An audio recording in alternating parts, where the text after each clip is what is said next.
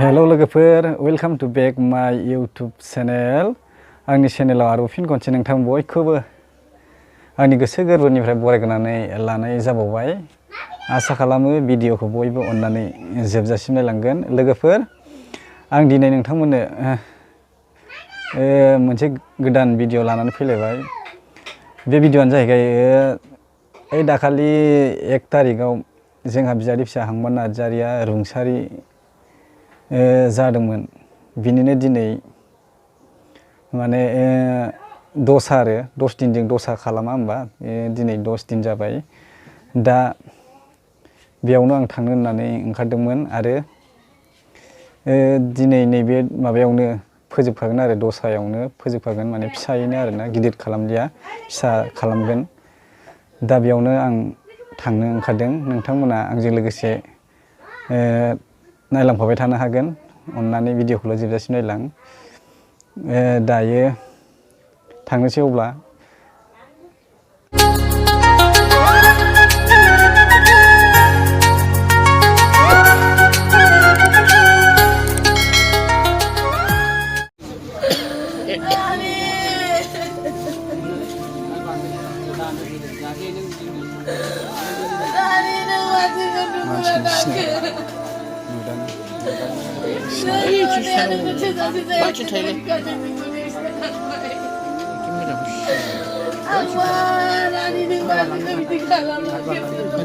गथ'खौनो सिनाया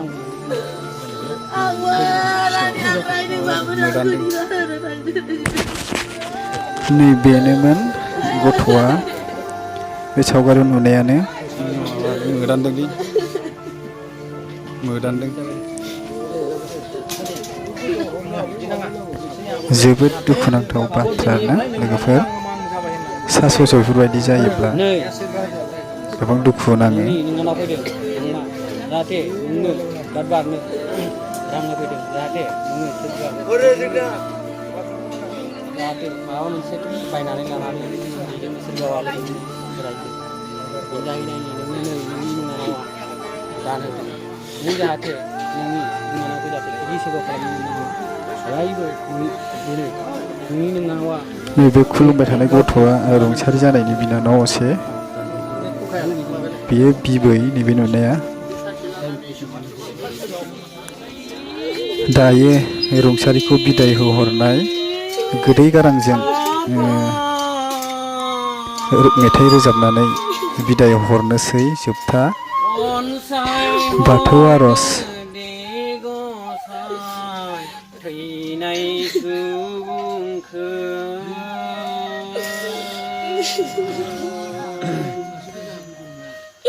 अनसाय हरदो दे गसाइ जोंनि रुंसारखौ